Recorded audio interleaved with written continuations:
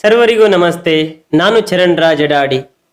ಸೋಮೇಶ್ವರ ಶತಕದ ಸರಣಿ ಕಾರ್ಯಕ್ರಮದ 9ನೇ ದಿನಕ್ಕೆ ತಮಗೆಲ್ಲರಿಗೂ ಸ್ವಾಗತ, ಸುಸ್ವಾಗತ. ಮನುಷ್ಯ ಇರುವುದರಲ್ಲಿ ಉತ್ತಮವಾದುದನ್ನೇ ಆಯ್ಕೆ ಮಾಡಿಕೊಳ್ತಾನೆ.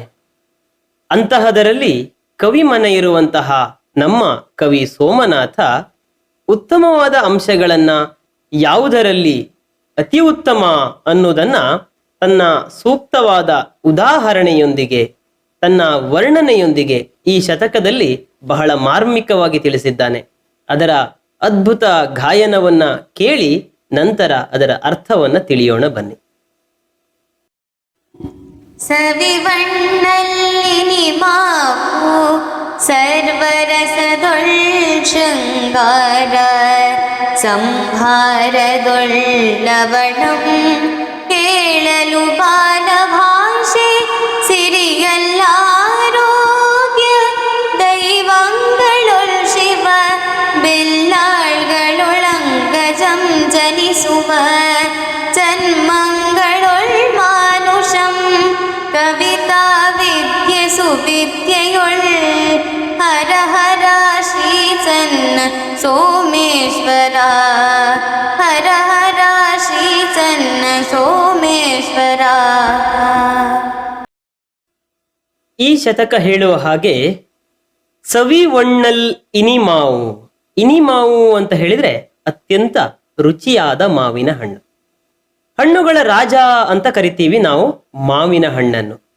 ಹಾಗಾದ್ರೆ ಅಂತಹ ಮಾವಿನ ಹಣ್ಣು ಎಲ್ಲಾ ಹಣ್ಣುಗಳಲ್ಲಿ, ಸವಿಯಾದ ಹಣ್ಣುಗಳ ಪೈಕಿ ಮಾವಿನ ಹಣ್ಣೆ ಅತ್ಯಂತ ರುಚಿಕರವಾದದ್ದು, ಅತ್ಯಂತ ಉತ್ತಮವಾದದ್ದು ಅನ್ನುವಂಥದ್ದು ಕವಿ ಸೋಮ ಕೊಟ್ಟಿರ್ತಕ್ಕಂತಹ ಒಂದು ಅದ್ಭುತ ಉದಾಹರಣೆ. ಹಾಗೆ ಸರ್ವ ರಸದೊಳ್ ಶೃಂಗಾರ, ಮಾತಿಗೆ ಹೇಳ್ತಾರೆ ರಸರಾಜ ಶೃಂಗಾರ ಅಂತ. ಇಲ್ಲಿ 9 ರಸಗಳಿದ್ದಾವೆ, ನವರಸಗಳು. ಆ ನವರಸಗಳಲ್ಲಿಯೇ ಶೃಂಗಾರ ರಸ ಅನ್ನುವಂಥದ್ದು ಎಲ್ಲ ರಸಗಳಿಗಿಂತ ಮಿಗಿಲಾದದ್ದು ಅನ್ನುವಂಥದ್ದು. ಅನೇಕ ರಸಗಳು ಬರ್ತವೆ. ಭರತ ಮುನಿಯ ನಾಟ್ಯಶಾಸ್ತ್ರವೇ ಹೇಳುವ ಹಾಗೆ ರಸಗಳಲ್ಲಿ ಪ್ರಧಾನವಾದದ್ದು ಅಂತ ಹೇಳಿದ್ರೆ ಸಹಜವಾಗಿ ಹುಟ್ಟುವಂತಹದ್ದನ್ನ ನಾವು ನವರಸಗಳಲ್ಲಿ ಗುರುತಿಸಬಹುದು. ಅದಲ್ಲದೆ ಇನ್ನು ಉಳಿದ ರಸಗಳನ್ನ ನಾವು ನೋಡ್ಲಿಕ್ಕೆ ಸಾಧ್ಯ. ಇದನ್ನ 2 ಪ್ರಕಾರಗಳಾಗಿ ವಿಭಾಗ ಮಾಡ್ತಾನೆ. ಒಂದನೇದು ಸ್ಥಾಯಿ ಭಾವ, ಸಹಜವಾಗಿ ನಮ್ಮಲ್ಲಿ ಸ್ಥಿರವಾಗಿ ಹುಟ್ಟಿಕೊಳ್ಳುವಂತಹ ಆ ಭಾವ. ಇನ್ನೊಂದು ಸಂಚಾರಿ ಭಾವ, ಆಗಾಗ ಈ ಸ್ಥಾಯಿ ಭಾವದ ಜೊತೆಗೆ ಆಗಾಗ ಬಂದು ಹೋಗುವಂತಹ 36 ಭಾವಗಳು ಕಂಡು ಬರ್ತವೆ.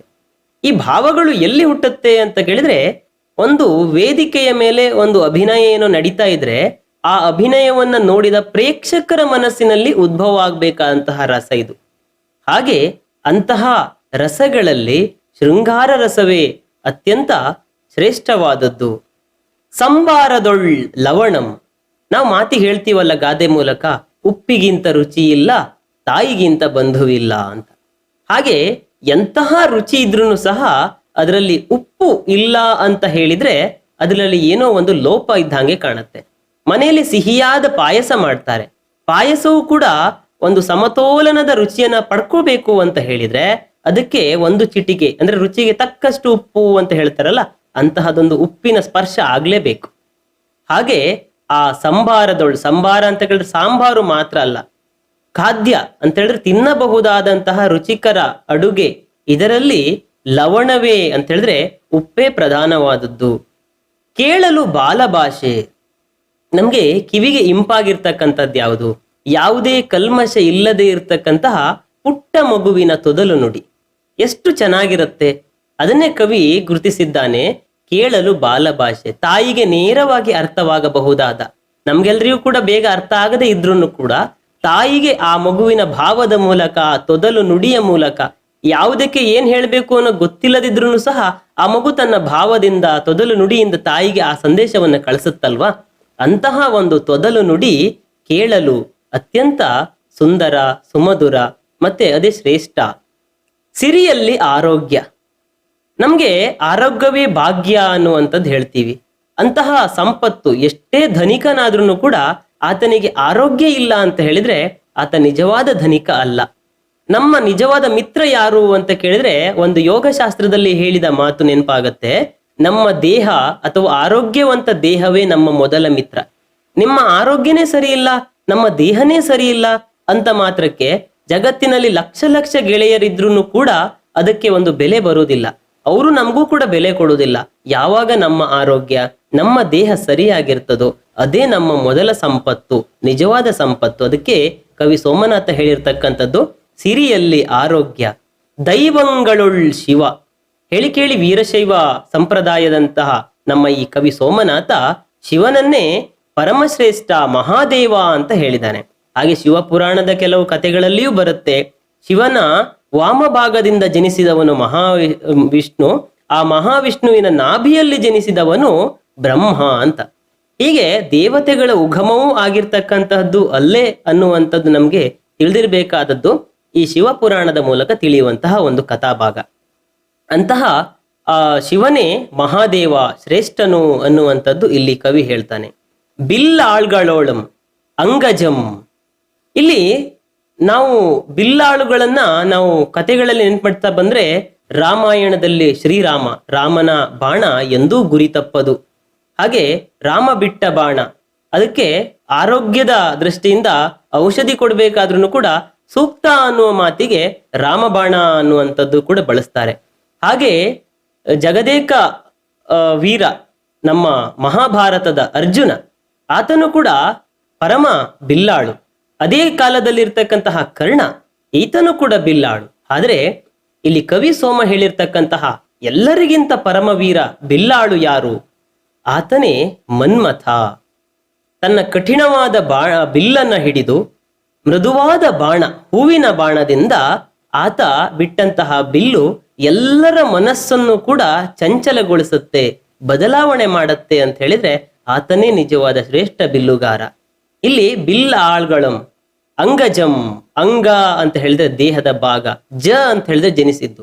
ಆತನನ್ನ ಕಾಮದೇವ ಅಂತಾನು ಕರೀತಾರೆ. ಎಲ್ಲರ ದೇಹಗಳಲ್ಲಿಯೂ ಕೂಡ ಸೃಜಿಸಬಹುದಾದ ಒಂದು ಭಾವ ಅದು. ಅಂತಹ ವ್ಯಕ್ತಿ ಆತನೇ ಮನ್ಮಥ. ಆ ಮನ್ಮಥನ ಒಂದು ದೊಡ್ಡ ಕಾರ್ಯ ಶಿವ ಮತ್ತೆ ಪಾರ್ವತಿಯರನ್ನ ಒಂದು ಮಾಡಿರ್ತಕ್ಕಂಥದ್ದು. ಅದು ತನ್ನ 5 ಕೋಮಲವಾದ ಹೂಬಾಣಗಳಿಂದ ಮಾಡಿರ್ತಾನೆ. ಅಂತಹ ಬಿಲ್ಲಾಳ್ಗಳಲ್ಲಿ ಪರಮ ಪವಿತ್ರ ಶ್ರೇಷ್ಠವಾದವನೇ ಅಂಗಜ.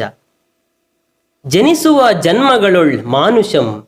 ನಾವು ಸಾಮಾನ್ಯ ಒಂದು ಹಾಡನ್ನ ಕೇಳ್ತೀವಿ, 84 ಕೋಟಿ ಜೀವರಾಶಿಗಳನ್ನ ದಾಟಿ ಬಂದಂತಹ ಈ ಶರೀರ, ಅದುವೇ ಶ್ರೇಷ್ಠವಾದ ಜನ್ಮ.